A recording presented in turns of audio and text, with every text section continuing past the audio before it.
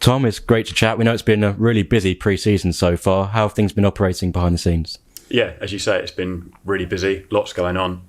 As you guys know, every summer we always try to, we always make a conscious effort to try and improve off the field and hopefully match the ambition that we're wanting to show on the field. And yeah, as you say, this summer's been really busy. Hopefully the people that have come to the pre-season game against Spurs and West Ham have started to see some of the fruits of our work. And yeah, those coming for the Gillingham game will hopefully see how we've progressed over the summer.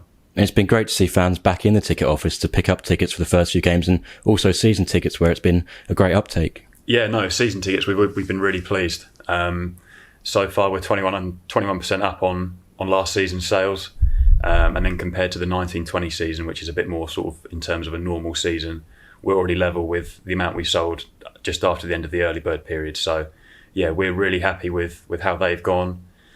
So yeah, we're looking sort of around the 700 mark season ticket holder wise at the moment, which for us is brilliant. As I say, yeah, we have just finished the early bird period, so season tickets are now on sale at general prices. So if people are still sort of on the fence, they've still got time to come down, buy a ticket and support the boys for the new season.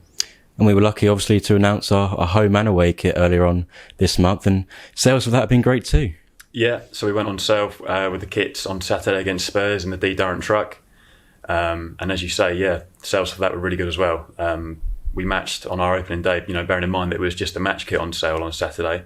We matched our total for the last 2 years, whereby we've gone on sale with leisure wear, accessories, all that sort of stuff as well. So again, similar to season tickets, to see the uptake from fans and again, sort of the passion for supporting their club's been brilliant. And yeah, hopefully we can just take the positivity into the start of the new season. It was great to see those two kits on the lads, obviously in those two friendlies, but also to see fans back in hospitality for the first time in a while. Yeah, it was brilliant. I think, those that came to the West Ham and Spurs game will agree that it was just 2 great days, really.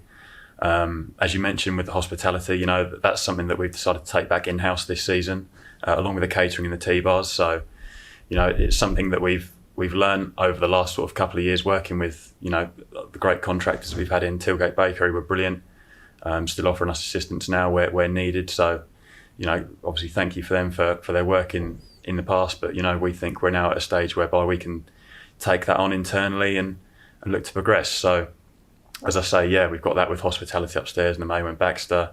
We've also taken on the tea bars as well. Obviously, thanks to the success of Ballers, again, we think we're now in a position to expand that out to the match day offerings. Chips are back on the menu, which I know some fans will be pleased about. And again, yeah, it's a sort of thing that those that came to the West Ham and Spurs game, I think, we're happy to hear feedback, and it's a learning game that we're going to learn as we go on. But again, as I said at the start, the want is there for us to improve as much as we can off the field to match the progress that John and the team made off the field last year. So yeah, all signs are pointing in the right direction, hopefully. And we've heard many comments about the pitch this season. Obviously in the off season, Ben and his team have done a fantastic job once again. Yeah, and again, I think the fans that came to that West Ham and Spurs game could see for themselves just how great the pitch is looking. You mentioned Ben, is no stranger to the work that himself, Tom, Dan, Evan and everyone at Complete Turf Care does. It was a fairly basic renovation in terms of the actual work that went onto the pitch, but had a lot of elements to it and a lot of teamwork with various other contractors as well as Ben. As I say, yeah, we took the top off. Irrigation system upgraded, so we've now got full coverage. New pipes, new pumps. Having stitching on the high use areas, so linesman's runs, goals, warm up area, all that sort of stuff.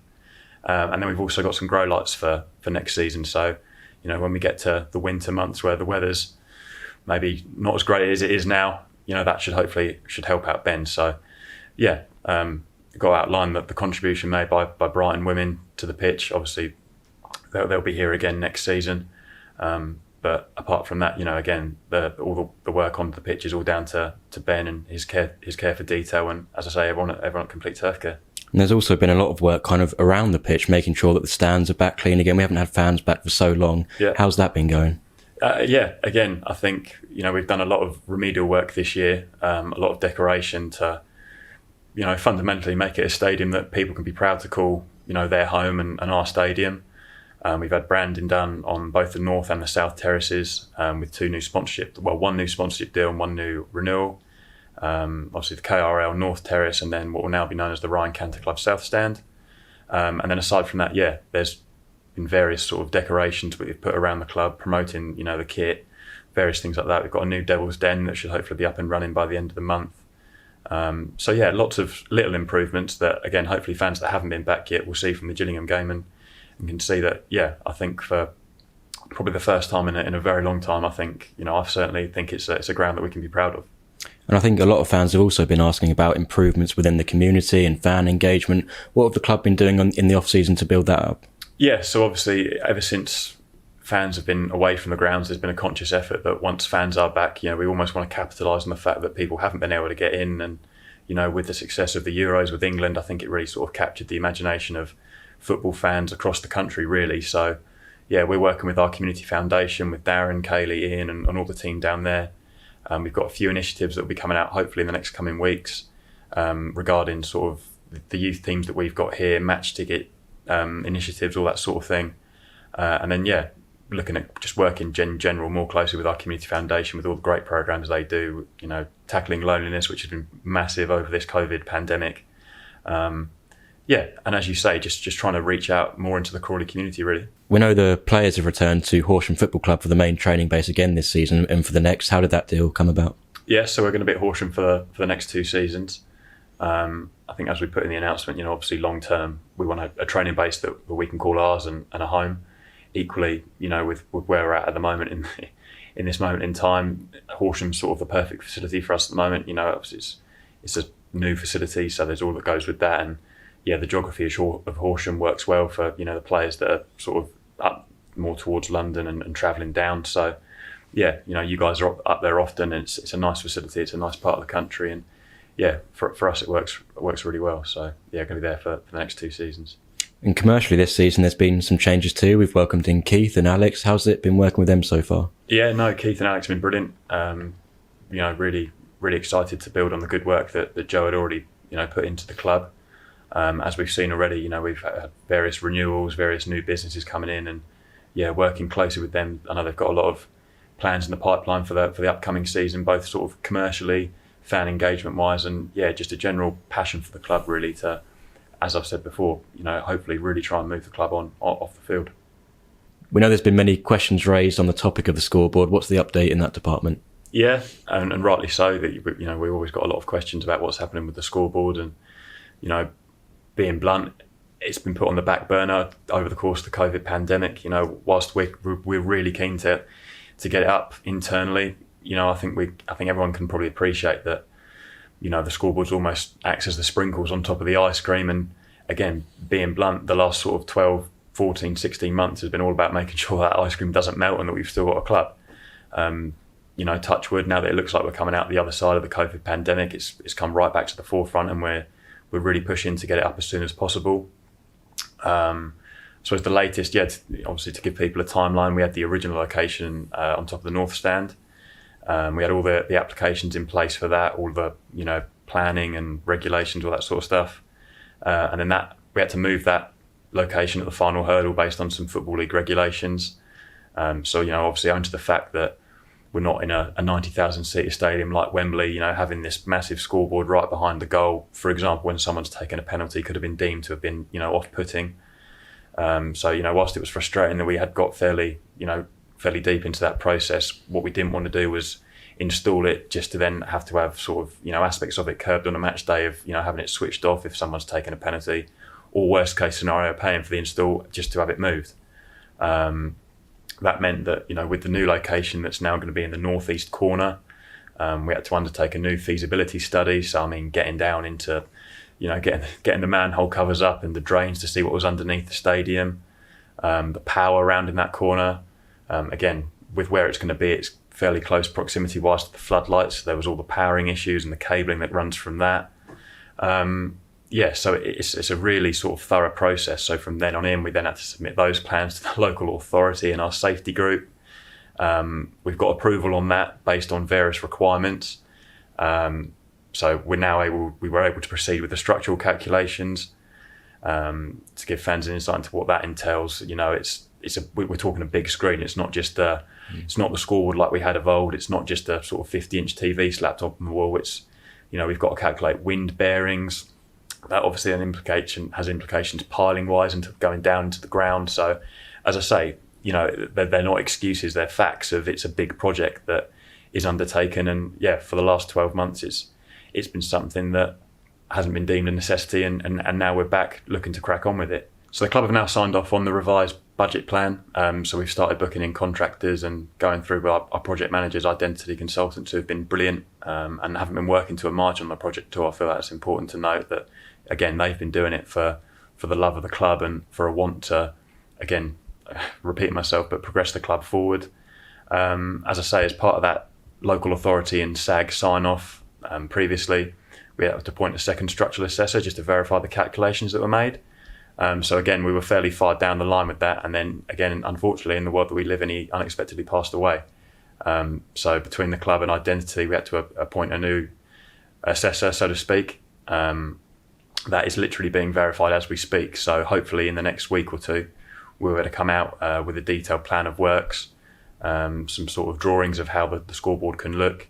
And then, hopefully we'll be up sooner rather than later.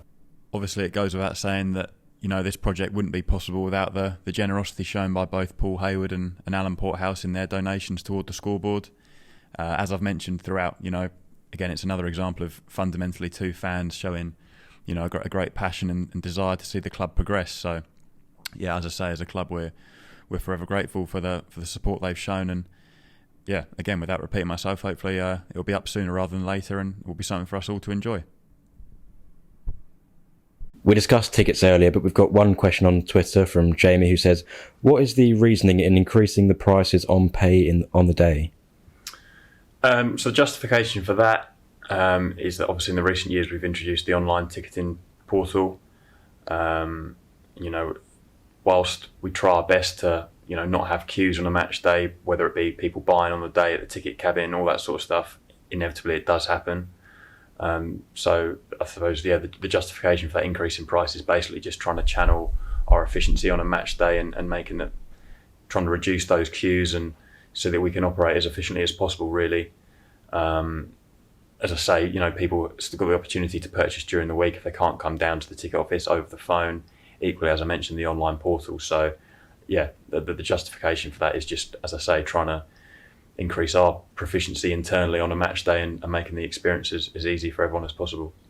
Another question we've got is relating to the crowdfunding scheme that was undertaken last season. Basically, just how's that going to continue through to this season? So like any sort of initiative that we did over the COVID period that then wasn't allowed to be undertaken owing to the COVID protocols, we'll be rolling that over. So again, as I mentioned, a bit similar with the scoreboard, now that we're hopefully coming out the other side of the COVID pandemic and the protocols that go with that, we'll be able to start honouring some of those, whether it be tickets, the kit man experiences, the team photo, all that sort of stuff. We'll be honoured in full. Another one's actually, Michael Fox says, dare I say it, but the PA system for us East Standers is very difficult to hear. Is there any kind of aims maybe to purchase a new one in the future? Or so it's something we're actively looking at. I can't put a time sort of scale on it at the moment, but again, similar to the scoreboard now, it's something that's long been on the list, and it's been mentioned, certainly internally, that we want to start having conversations about what we can do to improve that. So I'll watch this space on that one, really. Another one is from Dan Maguire. He just says, will there be a team photo this season? We've not been fortunate enough with, I think, COVID regulations to do one in the season before. So we normally take our team photo around sort of start of September. Last season it was quite literally impossible to take a sort of standard team photo, I suppose. I think I saw, some teams sort of did socially distanced team photos and all that sort of stuff. And, we just took the decision to not do one, really. That'll be back this year. And, prints available in the club shop, online, all that sort of stuff. So, team photo back to normal. Another very popular topic is obviously Talk of the Town. We know how successful it was last season. Are there any plans for it this season? How's it going to change? So Talk of the Town will be back, hopefully for Hartlepool this Saturday. Obviously, we lost one of our main presenters in Joe last season, but Harry Maynard will be back alongside a special guest host who I can't quite announce just yet, but will be very familiar to Reds fans. So, hopefully getting an episode out for Saturday against Hartlepool. Throughout the season. Be slightly different to last year. Again, obviously, under the fact that there was no fans there, we had a bit more freedom in terms of where we couldn't go in the grounds for filming and on the day, all that sort of stuff. So the plans at the moment are for a show to go out on Friday evenings. So again, gives people the opportunity to either watch live then or again on the Saturday morning before kick-off, all that sort of stuff. So yeah, Talk of the Town will be back. I think this also kind of relates to the media team. Can the player profile pictures on the website be positioned so that the tops of their heads have not been sliced off? Obviously, we're looking to make some improvements on the website. Yeah, so again, we'll be having our media day, I think, in the next coming week. So yeah, that can be arranged. I think the difficulty is that the Football League websites are all templates. So we're all bound to various restrictions, sizing wise, and all that sort of stuff. But yeah, that'll be an easy fix for us, no problem. We also have a question on Twitter from Kieran. He says, it's often that questions are asked of the club on social media in response to updates the club publishes, but regularly those questions go unanswered. Will those in charge of social media improve their interaction with the fans? Yeah, I think that's a difficult one. I think, a lot of the time, unless I've missed something, a lot of the time, all the information that we put out are in, the articles that are quite frequently linked with the information we put out. I understand that fans want as much information as possible. Equally, sometimes it's information that is sometimes time sensitive. So I know, frequently we get a lot of questions asking about injuries, potential long-term injuries, potential injuries before a game on a Saturday. And that's something that, again, we do consciously look at in the sense of, obviously all managers are different, but, we don't want to be sort of giving an inkling into our lineup before games and all that sort of stuff. Equally, if it's something long-term, like we saw with Reece, we've done features with him, giving people updates. So, it's something we're conscious of giving people updates. And on the whole, I think our fan engagement on Twitter is quite good. Obviously I appreciate that there's information that fans want to know that, being honest, sometimes we're restricted with what information we can and can't give owing to time. But, it's something we can certainly look at and, yeah, hopefully can push on with. One of our fans, Andy, over Twitter's actually inquired about the plans as a club to promote more around town. Yeah, again, it's something that we're always consciously looking at. It's a difficult one, really, in terms of the cost benefit to it. It was a few seasons ago we undertook a massive campaign in the County Mail for our new kit launch. I think we spent sort of near the sum of sort of £5,000 on those interactive screens in the Mail and various other sort of bits of traditional media, so to speak. And we looked at it then the following year, and the return really on that investment was fairly poor. So I suppose what we're looking at now this year is going forward, working with a lot of our commercial partners that are out in town already. Working with those on Manor Royal to, basically utilise our existing contacts and relationships, and as you say, trying to spread the name of Crawley Town both in Crawley and across West Sussex. Slightly different question, actually, relating to the ongoings on the pitch, I suppose, is from Michael, who says, is there any likelihood of us playing home pre-season friendlies against proper, in inverted commas, Premier League or Championship sides in the future rather than kids teams? I think that's maybe a bit unfair on the two teams that we have played here, because I think that those that did come to the West Ham and Spurs game will agree that it was exactly what you wanted really from a pre-season game in terms of quality and a workout. Obviously that's something for John and Lee to decide. It's not my place to say who they play. Equally, I think on a whole this pre-season has been successful in terms of what you would want out of a pre-season. I think doing the rounds locally has been good. There's been good crowds at all these local clubs that has, not only I'm sure helped them out financially, but just been good for relations in general, really. John said a lot that, us at Crawley, we can't moan about the Premier League teams not dipping down to help us if we're not doing the same relative to our level. Again, I thought the quality on show at the Spurs game certainly was really good and really high. And I think in general, just the landscape of pre-season friendlies has really changed, though, certainly over the last couple of years, that, gone are the days where you get into Milan, AC Milan or whatever, dropping down to come and play sort of your AFC Bournemouth sort of thing. Now, unfortunately, these teams, command a really big fee to come and play. I think it was, Real Madrid had that with Bournemouth when they went and played there. So, every pre-season we look at it with John, he's obviously got a wealthy sort of extensive contacts in his phone, and he builds his pre-season calendar accordingly. So, you know, again, it's something we can look at, but I think, you know, for the foreseeable, it'll be building around what the manager's plans are, really. Tom, thanks for talking. Here's to a good season. Yeah, no worries. Thank you.